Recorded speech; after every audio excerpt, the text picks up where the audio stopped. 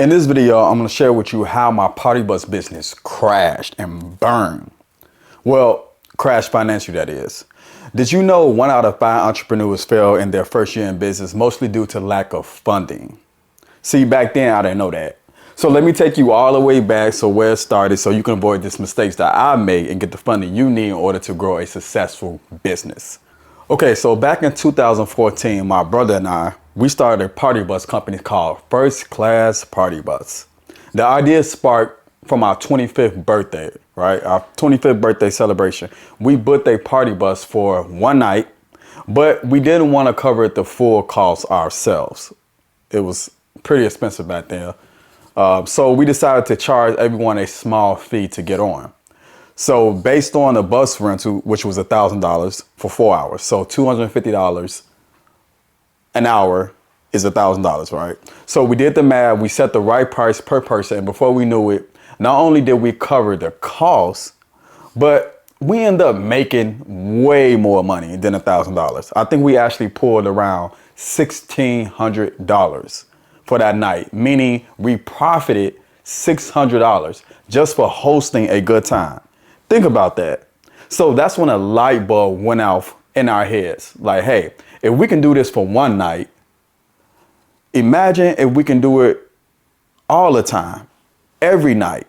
So we struck a deal with the owner, right? We called up the owner, we struck a deal with him. We asked him, we said, hey, if we help you promote your bus, promote your service, you give us a set price and we keep whatever we make on top, just like we did on the first night. So it was a true win-win situation. And that's what I'm all about, win-win situation. So obviously he agreed. And just like that, it worked. But then we started to think even bigger. We started to think like, hey, what if we had our own bus? What would those numbers look like? So that's when things got a little more interesting. But before I dive into the next part of the story, here's a lesson. So we had a proven concept. So before we went out and invest all this money, right? Most entrepreneurs just jump right into a business. Soon they have a business idea, they create their LLC, and without knowing if it's actually going to work. So just because something sounds good in theory doesn't mean it's going to generate real income, real consistent money. So before we officially launch our party bus business, is what I'm saying, unknowingly, we followed a golden rule. We tested the concept first. So for 6 months straight, we kept running these party bus events using other people's buses, just like we use other people's money. I'm going to get into that a little bit later. But we use other people's buses, right, setting our own prices and making money without even owning a party bus.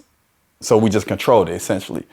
So this wasn't just luck, right? A lucky night or a one-time success. We proved that there was a real demand here. People were willing to pay for the experience, and we figured out how to make it profitable before we ever invested in an actually bus. And that's the key. Before you invest serious time, resources, energy, and money into launching a business, make sure there's a demand is there, right? Whether you're selling a service, a product, or an experience, test it. Just in case you might have to tweak it and confirm that people are willing to pay for it is what I'm saying. So how we jumped too soon into the business, buy the bus right away without a proven concept that our business model worked, we might have failed before we even got started. Now, once we decided to go all in and buy our own party bus, the next big question was, how are we going to afford it? Right? So here's the thing. I was working in a casino for 6 long years, right? I was working in the casino industry as a dealer.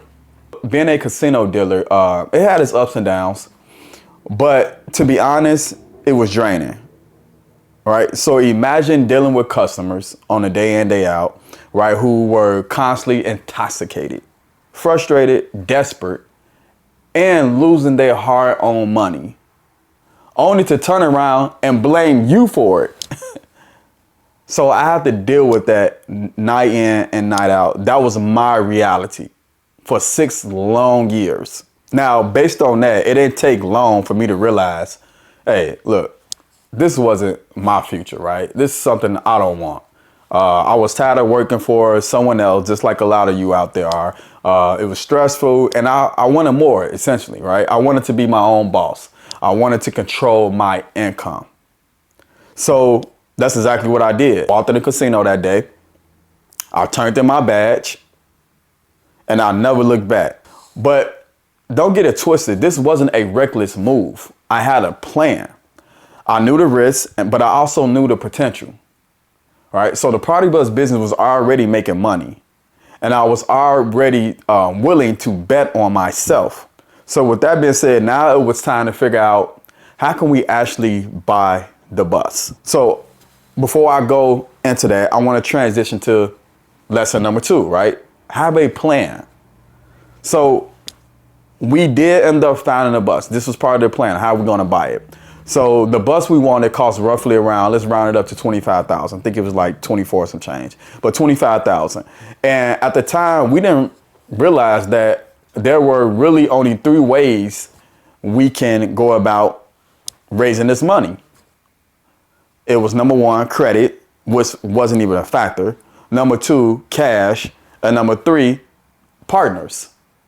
So since credit, again, wasn't an option, we had to be creative, what we like to call creative finance. So we combined cash and partnerships, and we made it happen. Now, throughout that time, I made some tough decisions, right? Such as I used my tax refund. I also sold my Dodge Charger that I just paid off from Chase Bank, right? I just finished paid it off 5 months later after I paid it off. It took me 5 years to pay it off. And then 5 months later, I ended up selling it for $6,000. So we had our tax money that we both used. I sold my car, and we pitched a business idea to our family and friends. So we took them out on a party bus, which in my opinion, as I think about it, it was brilliant.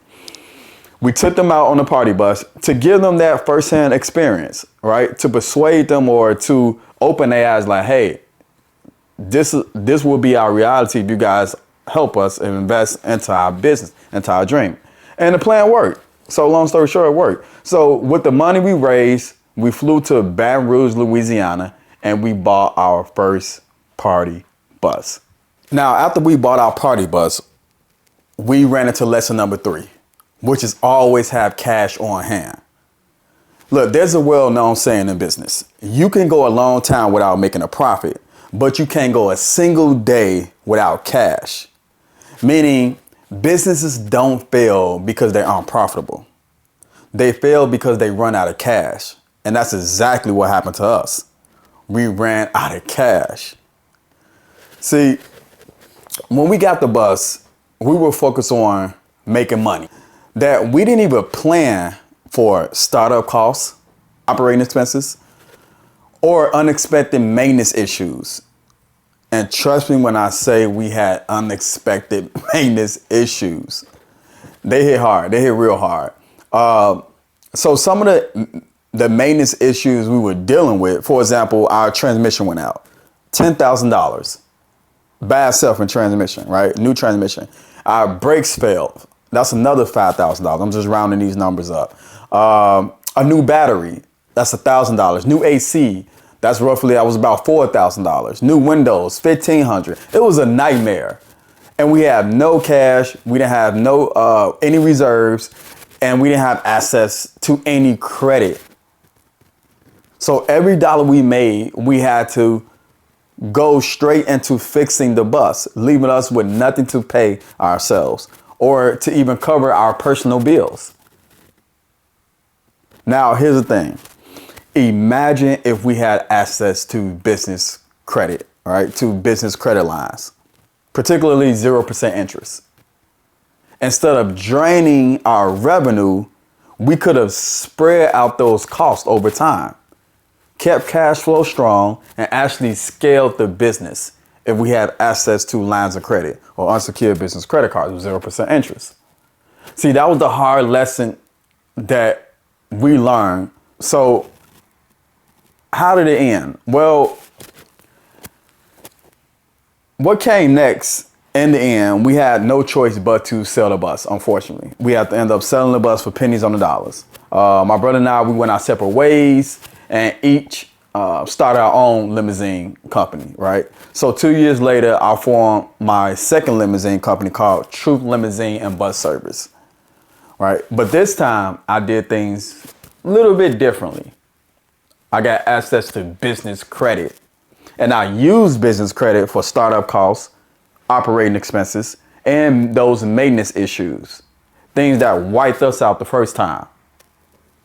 See, I learned that through experience, that in order for you to be a successful business owner, you must have cash on hand. You must have access to cash. So with business credit, I was able to add multiple party buses, sprinters, and SUVs to my fleet without draining my cash flow. So I was able to scale because I had access to line of credit. The business was thriving, it was profitable, I was rolling, and for years, everything was solid, everything was good. Revenue was coming in, profit. Then COVID hit. But that's another story.